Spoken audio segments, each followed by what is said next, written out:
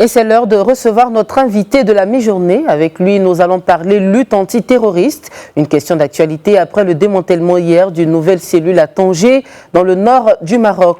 Nous recevons donc le professeur El Mostafa Rizrazi. Il est le président de l'Observatoire marocain sur l'extrémisme et la violence.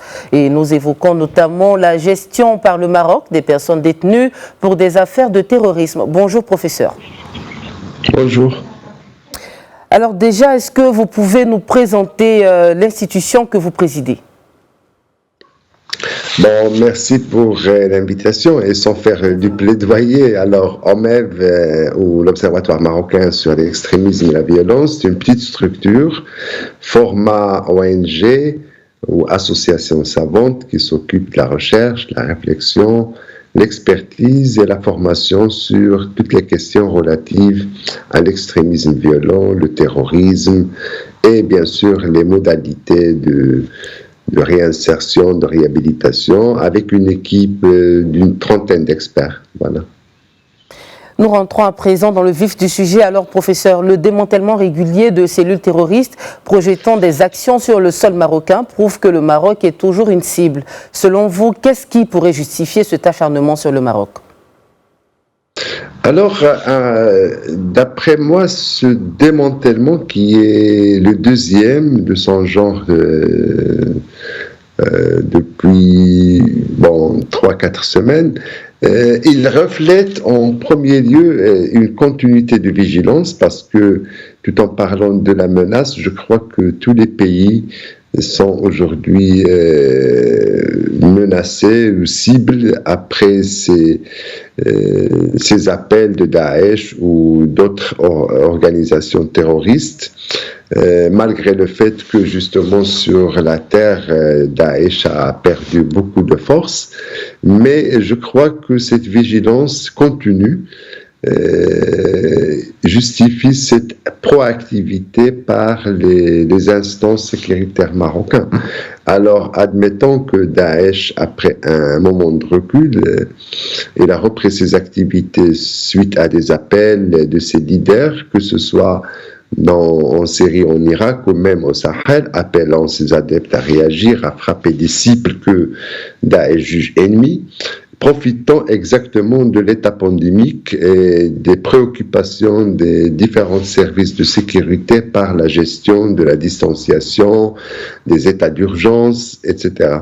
Alors, à mon sens, cette action qui vient d'être compléter ce démantèlement d'hier, elle est stratégique dans toute la stratégie marocaine de lutte contre les celles terroristes à l'intérieur du Maroc. Je tiens à préciser aux téléspectateurs et aux internautes que vous avez également la casquette de psychologue. Alors, que pouvez-vous nous dire de l'état d'esprit d'une personne qui projette de s'attaquer à sa propre patrie? Alors, tout d'abord, cette question, merci de me poser cette question qui est primordiale. Alors, tout en parlant avec cette casquette de psychologue, généralement, on ne peut pas faire un diagnostic ou un jugement général. Peut-être il y a toujours ce besoin de voir la personne pour dire un mot, mais généralement parlant, si je vous voulais, sur la base de toutes les recherches que j'ai faites, on trouve que le terroriste, ou plutôt l'extrémiste violent, est déjà en état très avancé de clivage et de rupture. Alors, ceci dit que la notion d'appartenance à la nation, elle est inversée. Et puis, plutôt, il déclare déjà son allégeance à une autre entité.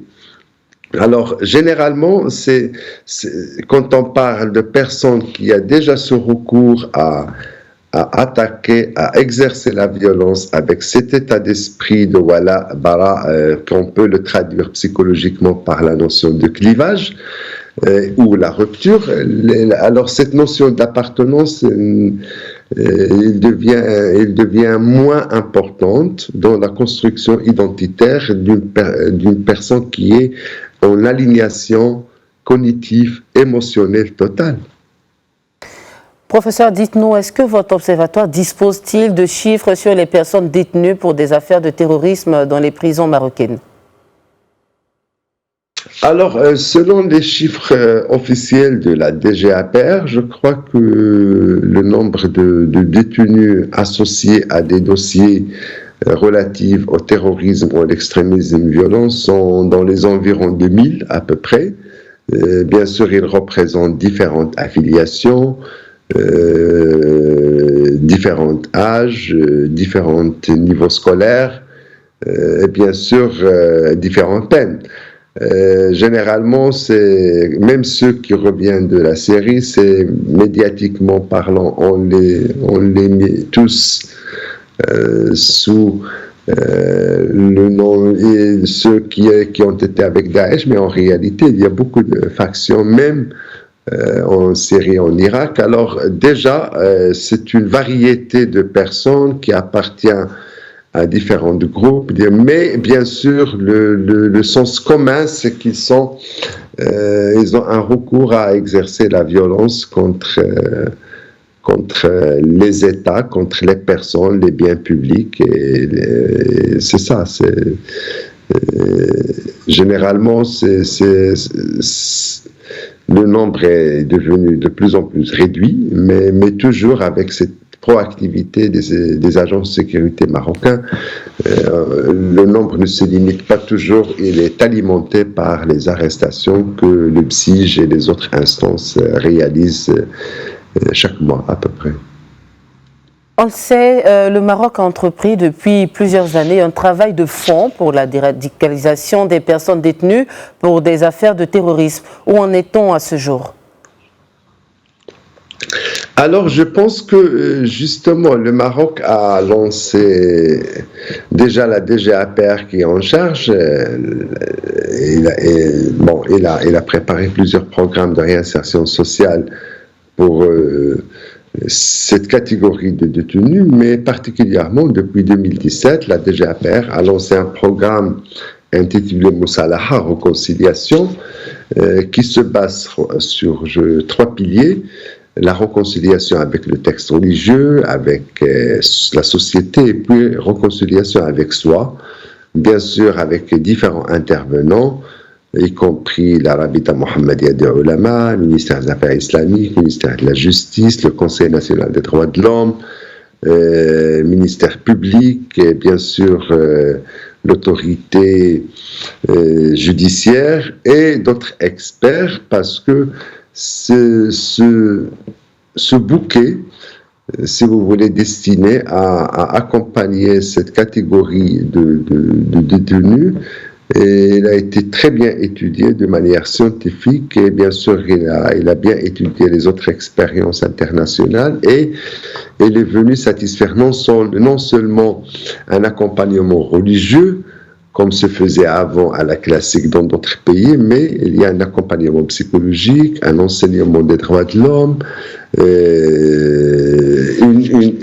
une connaissance de tout ce qui est loi et juridiction relative au terrorisme, et bien sûr d'autres formes de débat, de groupes de parole, ce qui fait de ce programme comme il a été décrit par plusieurs instances internationales, comme un programme qui est très particulier, très unique. Mais il faut dire aussi que ce programme unique, en son genre au niveau international, s'inscrit aussi dans la nouvelle stratégie de la DGAPR, basée sur d'autres principes comme l'individualisation de la peine, la mise en œuvre des programmes d'humanisation, des conditions bien sûr de détention et la qualification des détenus pour les préparer à l'après, à l'intégration une fois ils terminent leur peine. Professeur, merci pour les détails sur ce programme, mais on aimerait tout de même savoir quel est le sort réservé aux récidivistes. Ah pardon, j'ai pas bien entendu. Alors, je demandais quel est le sort réservé aux récidivistes.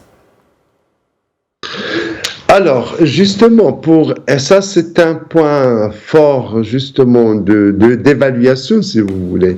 Alors, si on prend ce programme de Moussalaha ou réconciliation, le nombre de récidivistes dans les questions de terrorisme, c'est 0.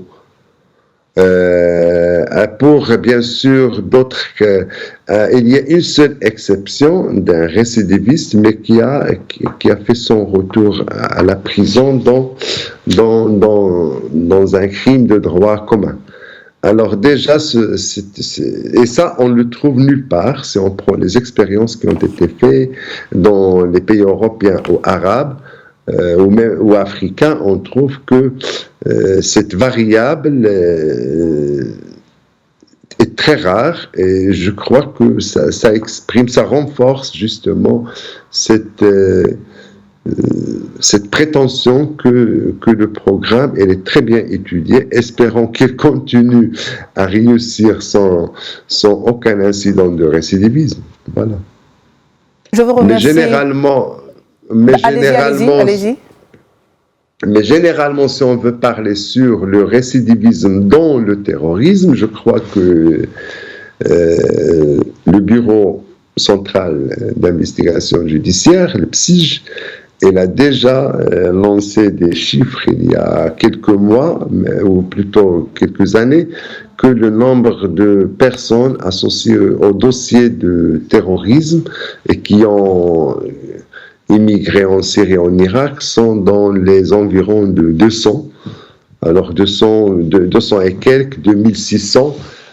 Déjà, c'est inquiétant. Mais je crois que ça, c'est parmi les motivations que le Royaume a monté ce projet sous la tutelle de la délégation générale pénitentiaire, parce qu'ils sont conscients que laisser les gens dans l'air sans les encadrer, sans monter des programmes de cette taille, ils pourraient justement mener à reproduire ces expériences traumatiques.